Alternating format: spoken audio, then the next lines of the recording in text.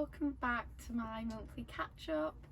It's the 30th of May, so that does mean that I've missed out April's video, because the last one I did for March was at the start of April, and then before we know it, it's the 30th of May. I don't really know where that time's gone. So I'm just going to talk about things that I made last month and this month. So I forgot that I'd made this much, but I keep a little sewing log. This is just a really quick list of what I've made, and then I have a more in-depth, I have a sheep project in my folder, which I don't always keep up to date, but I do try to have an admin session every so often, and just make notes on everything I've made, because it's handy just to go back to. I forget what sizes things are and what adjustments I've made, what fabrics there are.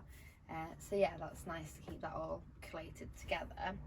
So the first thing is this dress, which is the McCalls 7969, and I absolutely love it. I think it might be my favourite dress. I've not really had much chance to wear it yet because the weather's not been great in the UK, but it's lovely today, so I had to get it out. I don't really know how I'd missed this pattern for so long, because now I follow the hashtag, tons of people seem to be making it, but there we go. I went for the view with these lovely, like, billowy gathered statement sleeves, which I really like. It's got a nice v-neck, although I think next time, well, I'm probably going to do it on this dress. I'm just going to put a little stitch here because it's a bit drapey and comes open a little bit. So I think I prefer that, especially for messing around with the kids and stuff. And I went for the full length, although I don't know what height this is drafted for, but I did have to take a lot of the length. I'm 5'5.5", so, and it's got pockets in, which is always a bonus. This was one of my fabrics which was gifted to me as part of the Nerva brand ambassador team. It's a Lady McElroy Lena crepe, and I saw this a few months ago and I really loved the colours and I really loved the pattern. So yeah, I was really excited to get this to work with. I haven't made a big four pattern in years and years. That was the first thing I tried sewing patterns wise, was a big four, and it was okay. The instructions aren't that in depth. The size charts, I now know from using indie patterns, are not great. There isn't a lot of information on there. They seem to have just a generic size chart which you can find on their website after hunting for it, or it's on the inside of the envelope, which the pattern comes in, which seems really bizarre. The finished garment measurements are written on the pattern pieces themselves at the point where that measurement's taken from, which is very helpful for doing any fit adjustments before making the garment. However, it would be nice if they would be included on the packaging of the pattern. Yeah, so I would say for the big four, the instructions aren't as detailed as most indie pattern designers, and the measurements aren't as helpful. However, I do really love this dress, and I've since fallen down a little bit of a rabbit hole looking at big four patterns. I've avoided them, if I'm honest, because I've just avoided them. But I think I'm going to be using them a lot now, because I really love this dress, and I'm used to, now I've been sewing more, I'm used to what sort of finished measurements I want for my body. So I think that makes it a lot easier to use them. So I've since bought a couple of new patterns. I just get them down. I think it was So Direct had a 50% flash sale over the weekend. So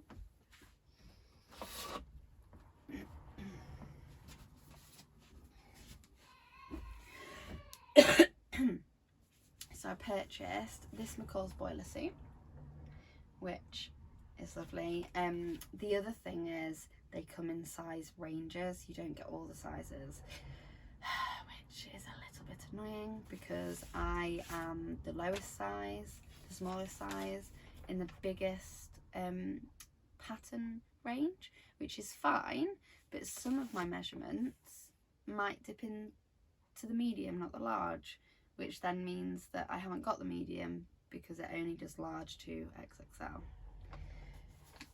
Yeah, however, really like that the pattern's been printed, which is quite nice, and I like that you get a lot of options, so that is nice. And I also got a Mimi G style set, and I really love that you get a whole set in a pattern. I do really like that because sometimes I'm not sure what I want to put together, so it's nice to see what's been designed to go together. And yeah, I want to try and get a grips of trousers. I wasn't sure if I liked this top, but I saw Modista on Instagram share her top version of this, which looked lovely, so I think I'm going to give that a go. And then this collared full button-up dress, which I really love buttons, really love sleeves, so yeah, I got those two to try. So the other things I've been making as part of the Minerva brand ambassador team is the True Bias Marlowe cardigan. I made the cropped version in a size 16. My waist falls bigger than a 16, but I thought it would fit within the ease because normally it does. And I made that in a Lady McElroy quilted knit fabric, which I thought was a bit of a gamble when I requested it because I wasn't really sure what to expect. But it's come and I really love it, and I wear this Marlowe cardigan basically most days. Cardigans is something that I really needed in my wardrobe because I have one ready to wear one that I wear all the time, and that's it. Well, I've got a couple of charity shop ones that I love, but they just don't really go with much. So I've since bought 2 new fabrics to make more Marlowe cardigans. I've got this Friendly Tiger print, which was from So Anonymous. They are an online fabric shop. This is a lot lighter than the quilted fabric I used for my Marlowe, so I think I'm going to go down a size because it is oversized, which is lovely, but I think I want something a bit not as oversized in such a light fabric. And then from my local fabric shop, I got another quilted jersey in this beautiful green. I don't know how well that's showing up on the camera, but yeah, so I'm gonna make some more Marlows because I really like that pattern and I've been wearing it a lot. I didn't put any buttons on this one. I just decided I didn't really want them or need them, but I think I will on my others because I do love being able to button them up. And I just did it on my overlocker and it didn't take very long at all. So I really love that one. I think that's a great pattern. There's also the option to do, it's like a 3/4 length cardigan, so I may or may not give that a go, I'm not sure. I really like the crop version. I also made another coat jacket, is probably more the weight of a jacket, in a navy and brown check wool coating, which was from Minerva as part of their brand ambassador team as well. So I made the Pona jacket in, I think it was a size 16. I added 8 inches to the length because I wanted it to be sort of a bit, you know, a bit oversized, a bit longer. I really love that. I really love the colours of the fabric. It goes really well in my wardrobe. So I have been wearing that a lot, although now it's warmer, I probably won't wear that so much. But because I didn't line it, it's a nice weight to wear when it's not too cold. It won't really be suitable for when it's cold. I toyed with the idea of putting on some waist ties, but I decided not to because I think I'll just wear it open. And obviously if I change my mind, I can add some waist ties using my Minerva ambassador fabrics. I made a Cali shirt dress. That is in a needle cord. It's a lot lighter weight than I was expecting when it arrived. Originally I was going to make a pinafore dress, but it's pretty lightweight. but it works perfectly as a shirt. So I have made, it's my second Callie. I've made a cropped version before with the banded collar, which I love, and it gets quite a lot of wear. So this time I went for the full collar. The instructions for the collar were brilliant. I was really pleased with how that went. I think I've done a really good job, so I'm pleased with that. I made the shirt dress length, and I have the sleeve add-on, so I did sleeves with it. The cuffs are very long, however I've since been told that that's because they're meant to be worn rolled back.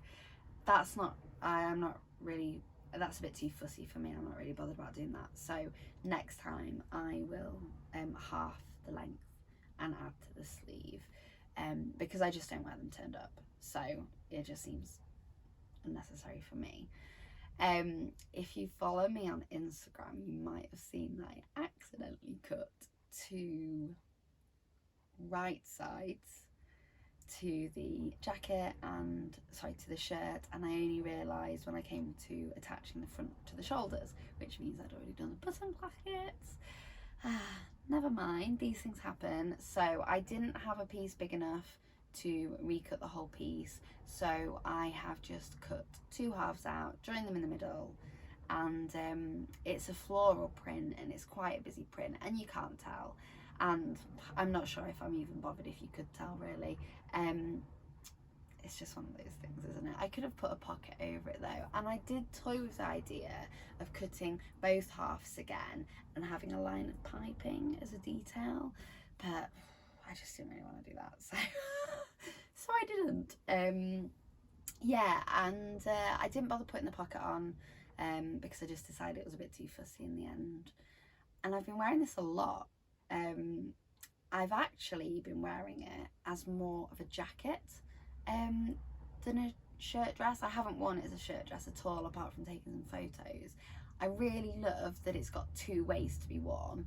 I have also made some Burnside bibs with a linen viscose fabric. It's sort of like a beige background or ivory background with an abstract circle print on it.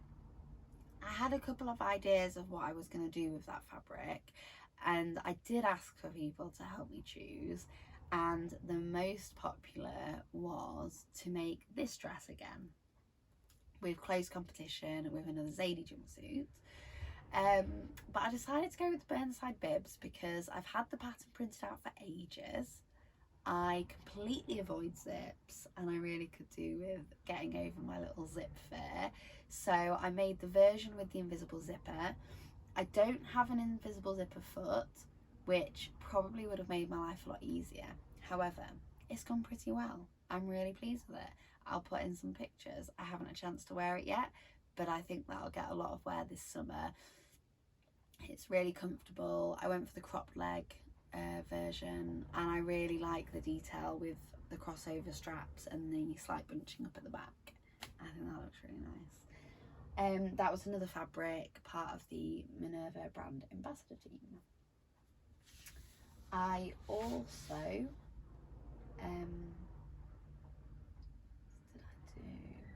I made another black beauty bra. I think I mentioned that on my previous video. Can't remember if I did, but I think I did. I've also made, well, I say made, finished off an outfit from last year, which I started making for a friend's wedding, and then COVID happened. So I just sort of had it hung up over there for ages. And I thought it was finally time for me to finish it, because literally all I needed to do was add the ties to the top and hem the trousers and the sleeves. It's slightly crazy that it's taken me this long to do that, but that was made in an Atelier Brunette Moonstone Visco from Sew Me Sunshine. It's a beautiful fabric. It's more money than I'd normally spend on, or be able to spend really, on fabric, but I treated myself to go to the wedding because I haven't been to a wedding in a very long time, and I thought it'd be nice to have an outfit that was special for doing those sort of things. And it's just beautiful to sew. I think you can probably definitely tell that it cost a lot more money, because it was really nice to handle. I really love the colours of it, and I use the Sew Over It Ella pattern by Sew Over It, the blouse, as well as the Helen's Closet Winslow culottes to make a faux jumpsuit. At the time I was breastfeeding as well, so I needed something that was breastfeeding friendly, although I still probably would have chosen that now because it's really lovely. I love that it's a two-piece. I love that I can wear other things with it, and it just makes it a bit more versatile, because I don't really like the idea of spending a lot of time on something that can only be worn for one occasion or a handful of occasions. It seems like, just for me, it's a lot of money and a lot of time, and I just don't go to many events, so it just seems pointless. So this is something that's got a nice amount of versatility for day-to-day wear, or going out for a meal, or, you know, when you can do those things again.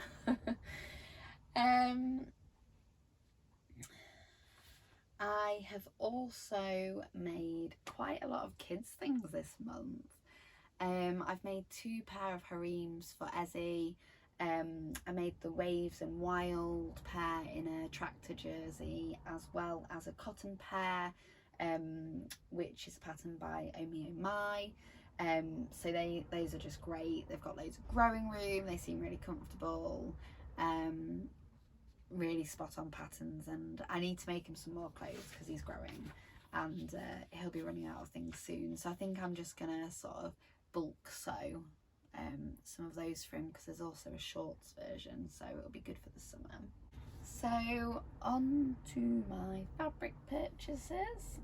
From Sew Anonymous, I also bought this, is it Little Johnny, I think, booby fabric. It's a cotton, it's got lots of little tiny boobies on it. This was the last 1.5 meters, and I'm going to make myself a shirt. I've also bought some fabrics to make the Helen's Closet Arden pants, black gabardine, black cotton. I think it's a black cotton twill, can't remember now.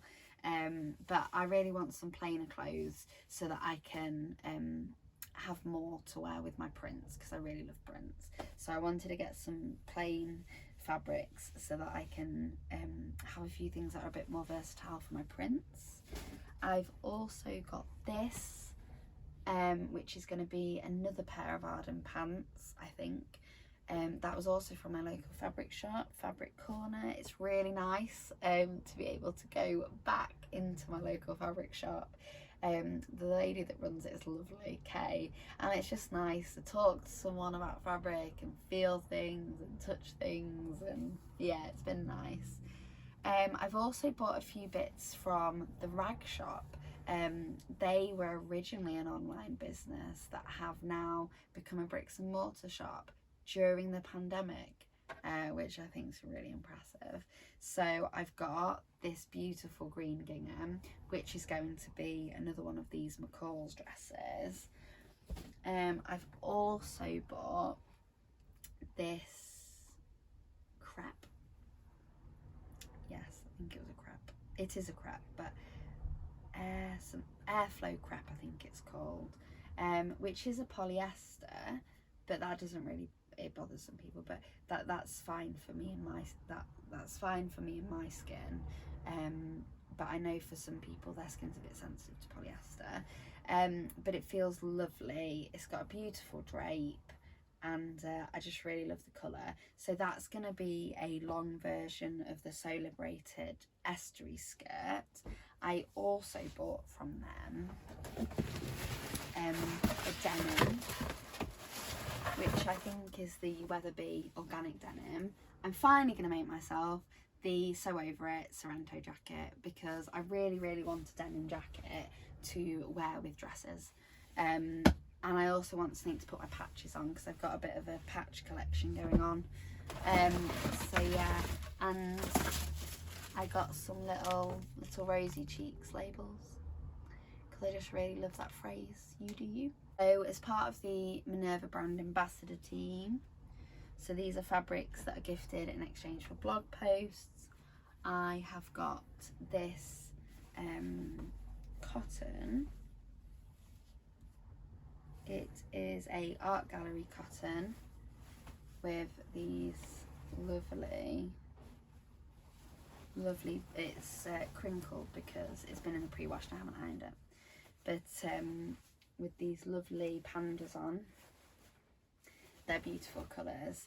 That's, I think, going to be my next project, which is going to be the Helen's Closet March top.